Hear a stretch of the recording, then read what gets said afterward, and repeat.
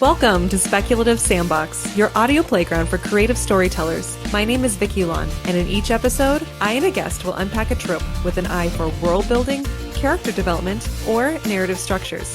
You can also join the conversation on TikTok and Instagram. For those times when the real world just doesn't cut it, let's get lost in a fictional one.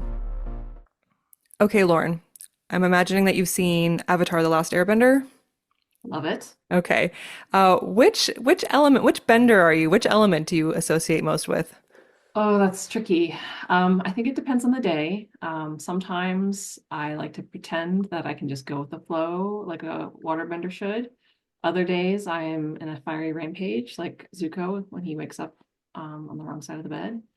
Um, and sometimes I'm like Toph where I just kind of just want to ground myself in nature primarily and just kind of feel the rhythms of the world moving around me and not really doing much else. Uh, Airbending is a little more,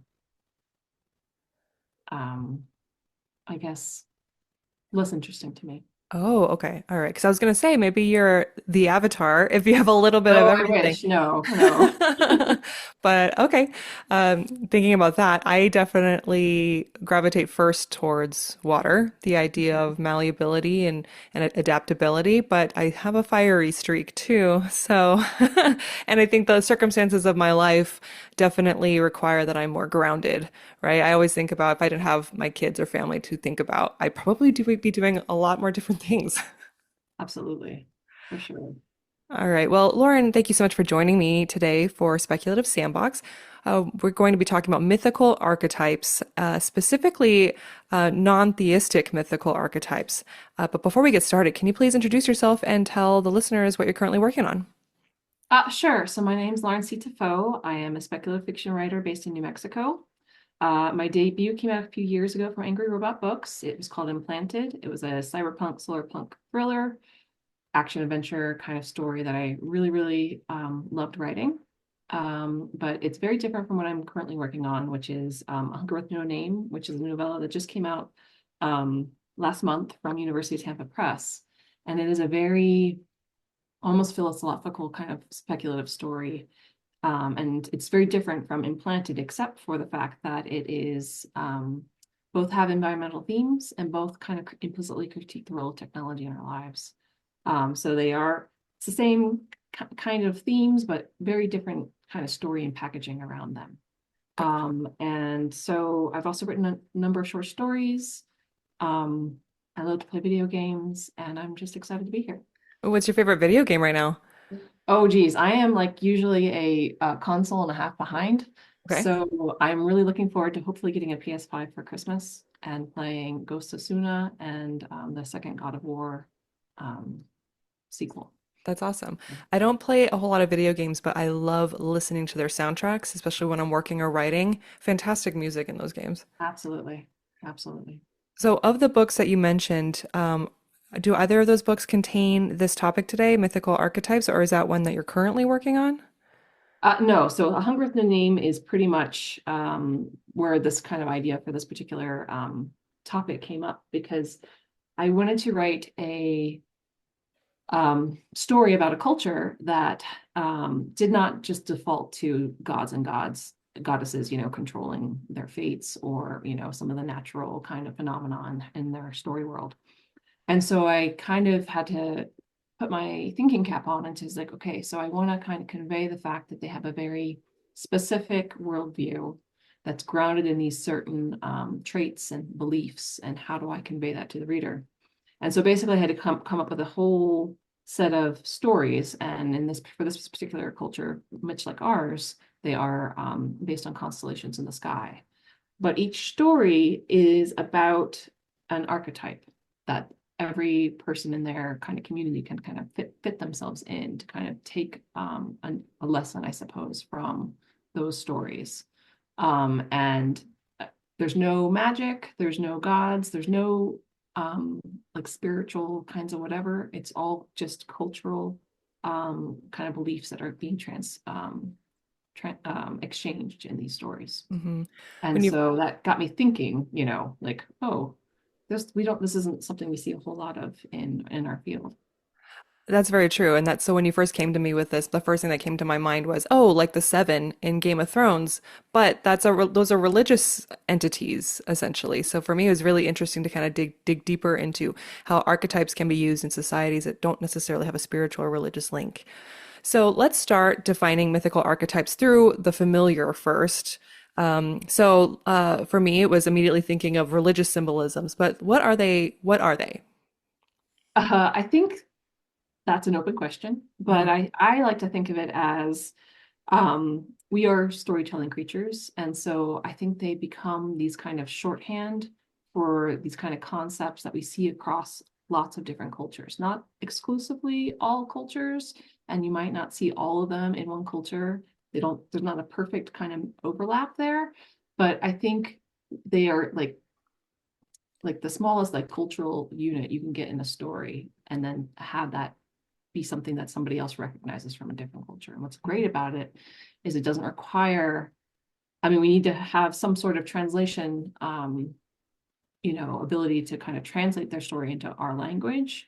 But the concepts are something that you don't necessarily need to spend a lot of time to kind of tease out. So there's some that instant kind of recognition, even though we might live on different continents, we might live in different time periods, we can still understand some of these kind of fundamental kind of relationships and things that are being represented in the story format.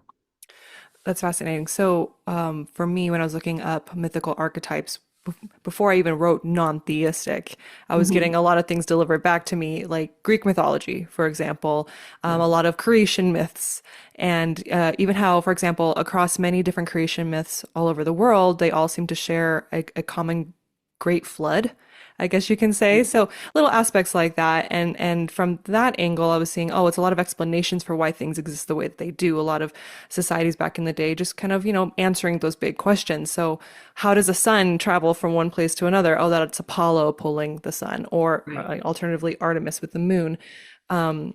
So then looking at it through that lens, can you argue that mythical archetypes are a form of trope?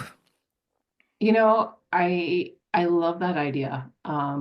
If we wanted to think of it that way. I if you think of all stories as like a production of a mythology, then yes, like everything on TV tropes is kind of like these kind of recognizable shorthand cultural units that people in our society understand. I don't know how generalizable they are to other cultures. I'm a little hesitant to kind of say it's a one-to-one, but they certainly function, I think, very similarly in our stories and our storytelling. So I really liked that kind of comparison. All right, so shifting now from the mythological to the non-theistic mythical archetypes, I'm curious to see how this compares to the archetypes that you used in your book. But I came across Carl Jung's The 12 Brand Archetypes, and he goes on to say there are forms or images of a collective's nature which occur practically all over the earth. Basically, a very fanciful way of saying what you just said, Mhm. which constituents of myths and at the same time as individual products of unconscious. These are imprinted and hardwired into our psyches. So here, I was going to do the list. It's 12. Think about, I guess for our listeners, think about how you may know people in real life or characters in your favorite books or movies that may fit some of these archetypes. So we have the innocent, the everyman, the hero, the outlaw, the explorer, the creator, the ruler, the magician, the lover, the caregiver, the jester or the joker or the trickster. There's so many variations on that one. And the sage, which is the wise one. What do you think of these 12 brand archetypes? So I think they're really useful to kind of look at, particularly when you're looking at story structure, like, something that gets kind of drilled into writers is structure, structure, structure. And I feel like the archetypes are really useful in terms of kind of thinking about how your character kind of navigates your story and at what point do these roles make sense or how do they fit into these roles at different parts of the story, because that kind of ties right into the hero's journey, and Joseph Campbell's work as also like an updated version of that, which I would posit would be Gail Carriger's The Heroine's Journey, which is kind of looking at how that might change if you have a more feminine hero in your story. Not necessarily a female, but a feminine coded hero. And so I not sure that Jung got everything correct in terms of like, I think when he was doing this kind of research, he was probably heavily influenced by the Western corpus. And he was probably also, there's some criticisms that he kind of like overgeneralized to the point where like things weren't useful anymore.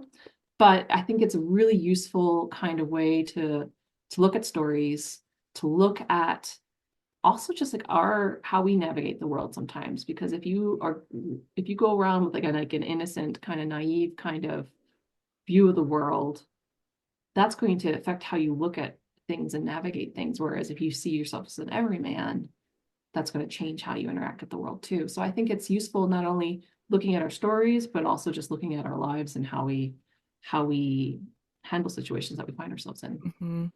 Yeah, Carl was born in 1875, died in 1961. So the first thing I thought was, is there anything missing from this list that could be a direct result of his perception or even his privilege, from his time Sure, frame? absolutely.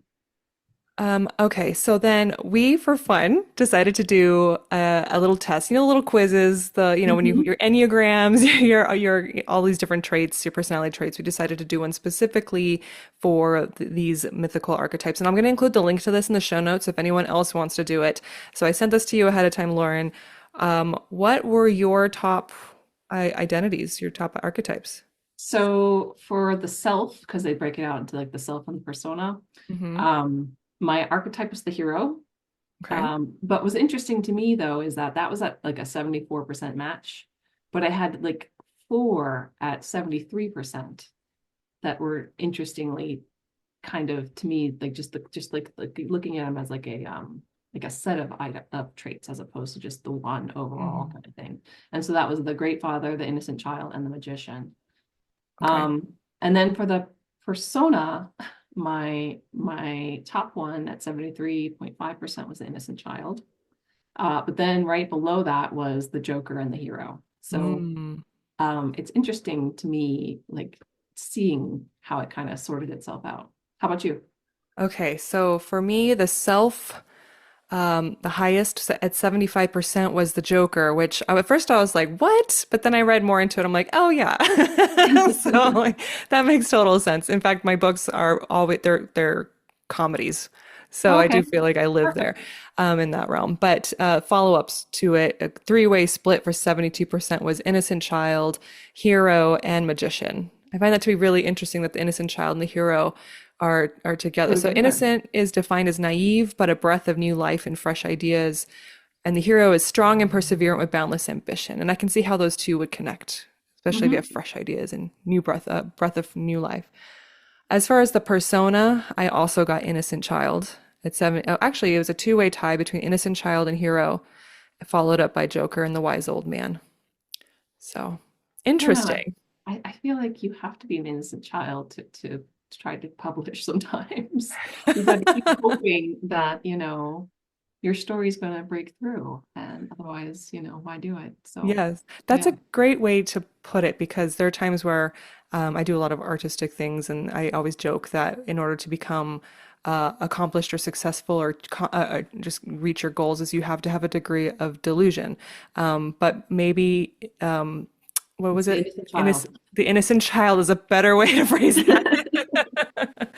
for sure.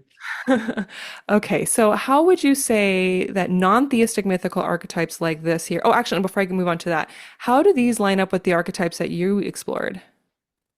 Sure. So, for me, I wanted to focus on a culture that was very like low tech.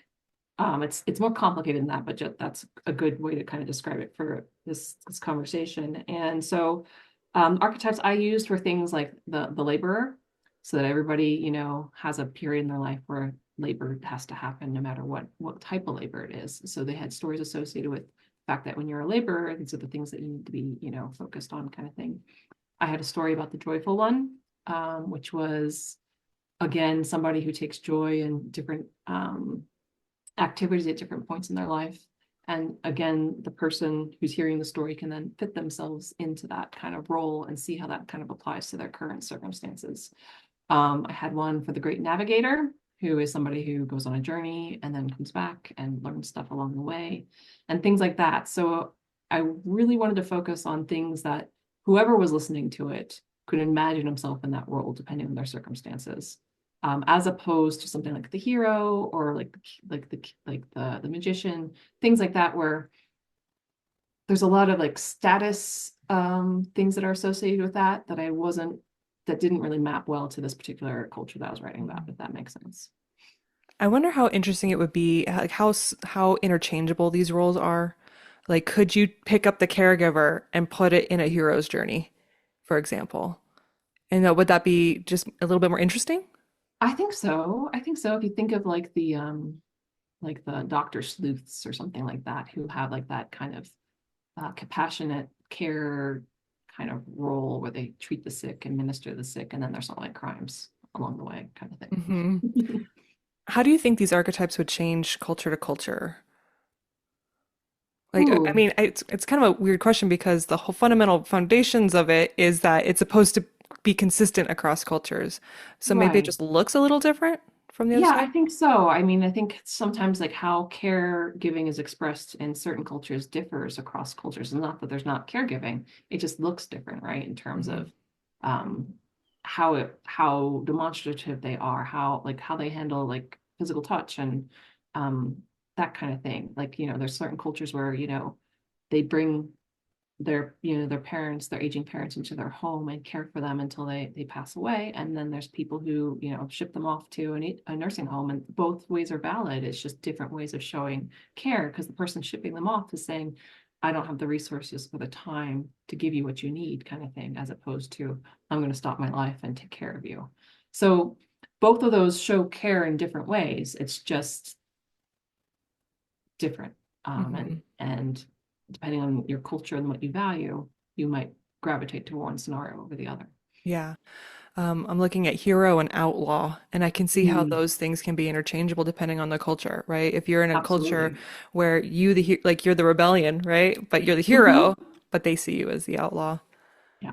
Are we the baddies? Yeah. Yeah. So listening to you kind of assign your sections of your book to different archetypes made me think instantly of like tarot cards, Sure. where like the death and the lovers and all that stuff. Do you think that's an extension?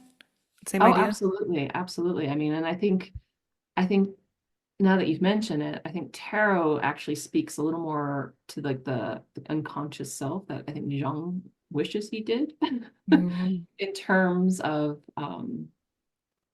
tying that together, because I feel like there's still a little like a layer of artifice a little bit to his archetypes, where I feel like the tarot gets a little bit like the next layer down in terms of like the kind of unconscious impulses that we all have and things like that. But Interesting. Okay. yeah, I need to take another look at a deck one. I don't have one, but look one up and see if maybe we're missing something from the 12, sure. what other opportunities there are.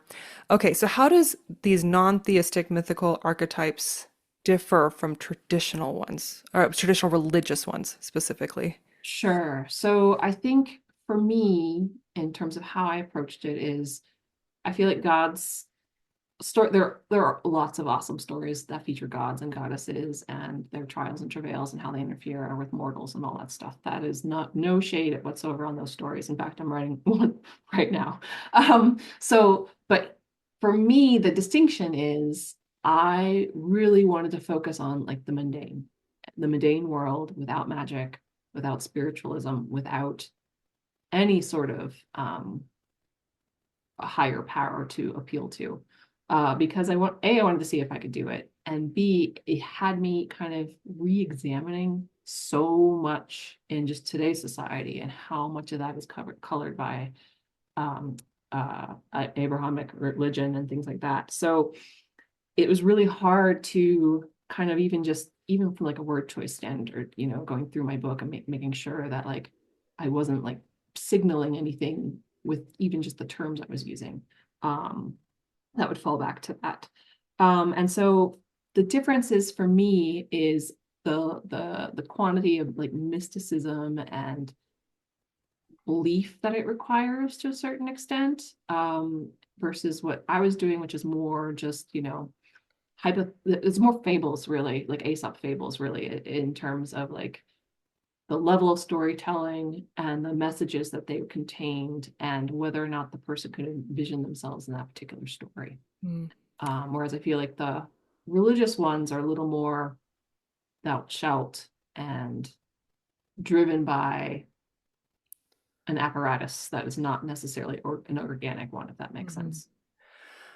When I look at kind of ancient mythologies, I see a lot of it is, especially in the Greek mythology, Romans, Egyptians, you have um, spiritual beings, deities, that are put in relatable human situations, right? They have Sure. obstacles and loves and all that stuff. Would you see non-theistic archetypes as almost placing the normal into a risen, almost like deity pedestal? That's an interesting way to think about it, because I do like we're all like the heroes of our own stories, especially if you get hero on your Jungian archetype quiz. But I do feel like it's a way to make it relatable, right? Um, because we all care about what's going on with us more so than what's going on outside of us. So I think it's just a really good tool to do it that way. And I would have to think a little bit more about that question, because I really like this idea that without, if you don't have gods, of course the self becomes almost godly, but Hmm. with just by not having something to compare it to, if that makes sense, because everything's flat, then everything's equal. Um, so it's stopping it from becoming that important. But I think it comes back to however the culture is designed and how people interact and work together, that I think might be a check on that impulse. Hmm. Okay. Speaking of how you got that score on your test, did you think you would get that result? And before you took it, what did you think you were going to get? That's a good question. I did not know I was going to get the hero. I thought, um, yeah, I thought it would be more caregiving or mediator type person. But it was interesting to me to that was so loaded towards that. I was completely Um, surprised by mine. I thought I would get creator at least because I'm yeah. always doing that, but Mhm. it's cool. It's fun. All right. Do we have, and I mean, this kind of bleeds into what we've already kind of acknowledged, but do we have non-theistic mythical archetypes in real life, and how can we pull inspiration from real life if we were to write about non-theistic mythical archetypes?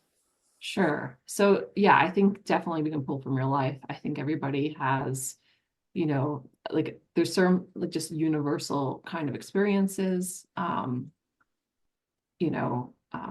I would say like death of a parent or a parental figure, because not everybody has parents, but usually there's somebody in somebody's life that takes on that role, usually. First love, um, everyone I think has gone hungry at some point in their lives, even if it's just they missed their lunch break. So I think there's things that we can kind of directly pull out from our experiences today and then put them in a fantastical context, or put them in some sort of um, story or something like that, where we can kind of make some associations that then come back to that kind of base experience that being human is. Um, but again, I don't want to the problem with archetypes in the first place is that you can overgeneralize, and there's always going to be like a corner case that doesn't quite, Hmm. line up. Um, and, you know, but I think, yes, I think absolutely. I think Because you had some really otherwise, creative ideas there because the one idea I had, I'm looking at the original 12, like I'm like, how can I break the 12, right? And mhm. the first one I thought of was well, it was matriarch, but then I'm looking at this, I'm like, I guess you can consider that to be a type of ruler and caregiver combined, or however someone could interpret that. Then I thought, oh, the boss.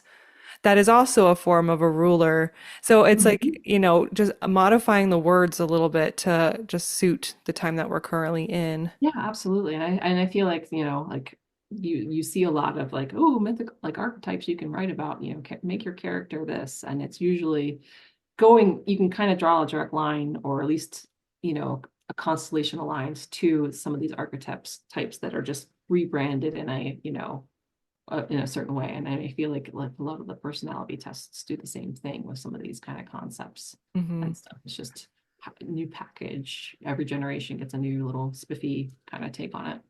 That's a really good point. We humans really do like our packages, don't we? Mhm. Our categories and diagnoses and all that stuff. Do you think that plays into like how we can better understand the world, better understand ourselves? Oh, absolutely. I think, so much of that is tied to the current, what's in vogue or whatever the shiny new thing is. But there's a history there, and you can find that history and see what that legacy is, and that long tail that ties back into these other concepts that go back way back. But it provides us with a mechanism that speaks to our current society, our current situation, our current level of awareness, because as nomenclature changes, how slang changes, how we interact changes, that if there's a way to make that more easily, if there's a way to make an idea transfer more efficiently, then that's going to kind of be supreme. So it might be more accurate to say, oh, it's the magician character. But right now, it's like, the influencer or the comedian or something like that Mm. is a way to kind of, you know, preserve the concept, but have it speak to our current society. That makes me think a little bit about Hollywood and storytelling and character archetypes that you see there, Absolutely. and the importance of as we consume media that we recognize and understand. Like there's archetypes that are created for the sake of storytelling that aren't like that can definitely be like a funhouse mirror on reality, but that it's important to look at nuance. Back in like the 90s, 2000s, even earlier than that, there were some very harmful character archetypes that we watch and we absorb and think into society and think we can treat people based off of what we see in these movies. An example, like a lighthearted example, I guess you could say the dumb blonde, but you can go on to say further racial issues like the token black kid, Right. or the fact that certain races tend to get killed off in horror movies, or Breakfast at Tiffany's when they were mocking Asian characters. You know what I mean? And so these, when you watch TV and you can become you can kind of be fooled into thinking that that is, oh yeah, this is the world and this is an accurate portrayal of how things Absolutely. are. But to continuously think critically, the world is so much more nuanced than just packaging everybody up into these little containers that can be very flawed.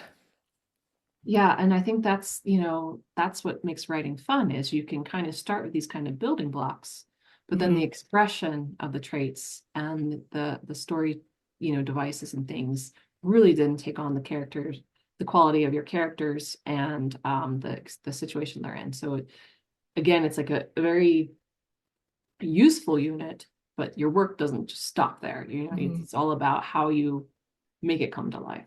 Hmm. Okay, common fictional tropes include things like prophecy, divine will, or fate. So, how would those things work in a world with non-theistic mythical archetypes as opposed to religious ones?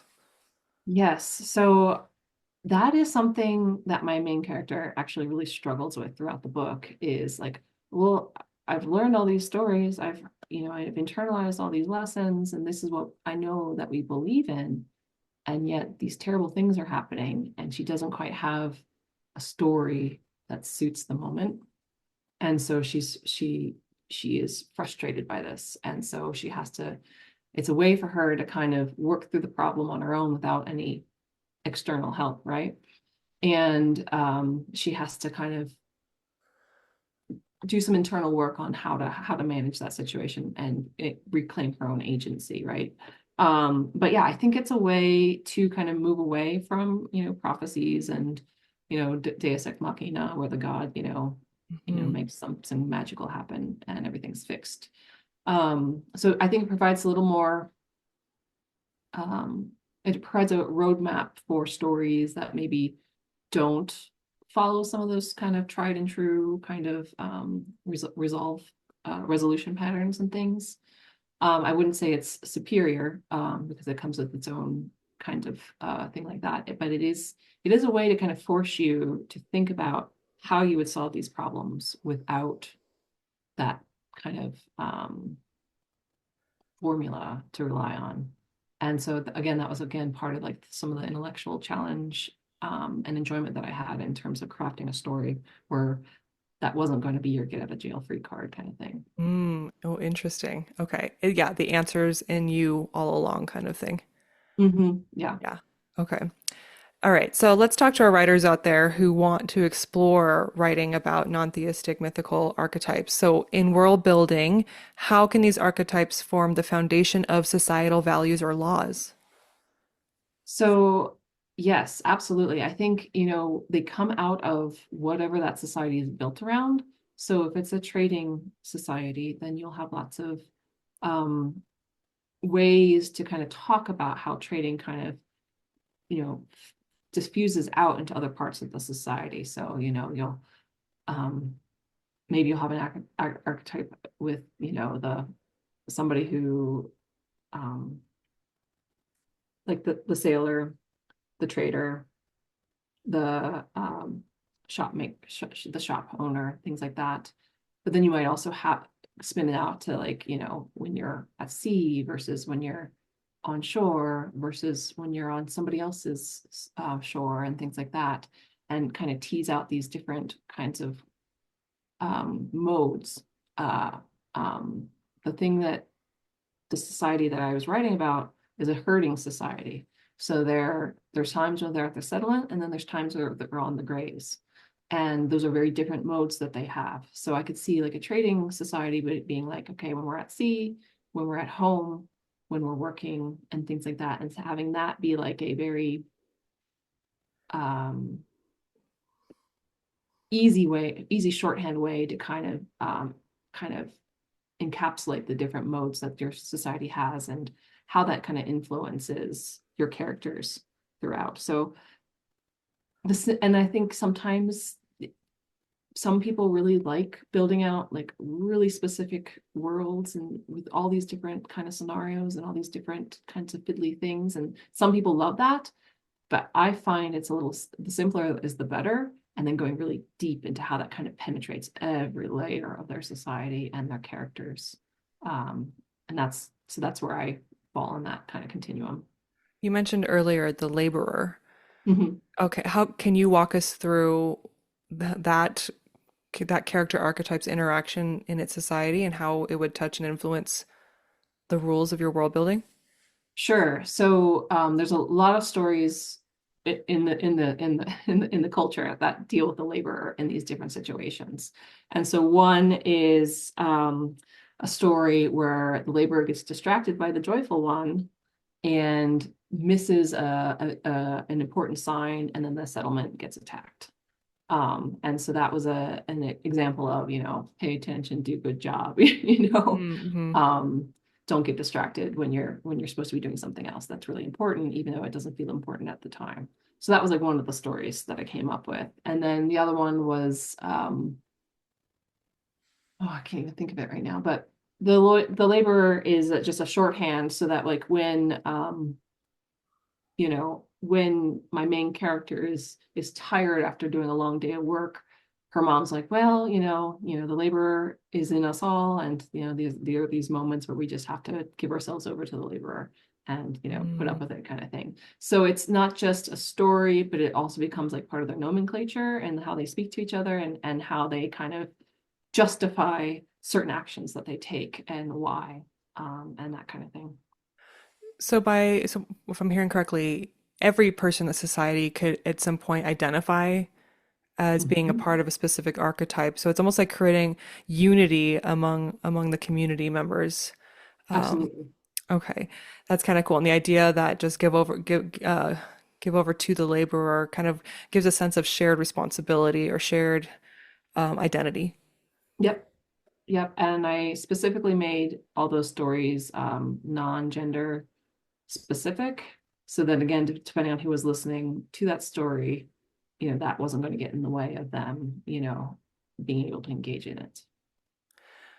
How fluid do you think someone's identity can be as far as where they fall on the archetype scale? I think it can be very fluid. I think you can be many things at once. You can be many things, many different things, and like shift out of different roles and things over the course of a lifetime or over a course of a certain activity. And I think there's things that we can all kind of like aspire to at different moments in our life as well, to kind of give ourselves like a focus or a task or something to kind of go after, and finding ourselves in one of those mindsets versus a different one might be more useful to kind of go after that particular goal and things like that. What general advice do you have for writers who want to kind of dabble in this? How can they begin?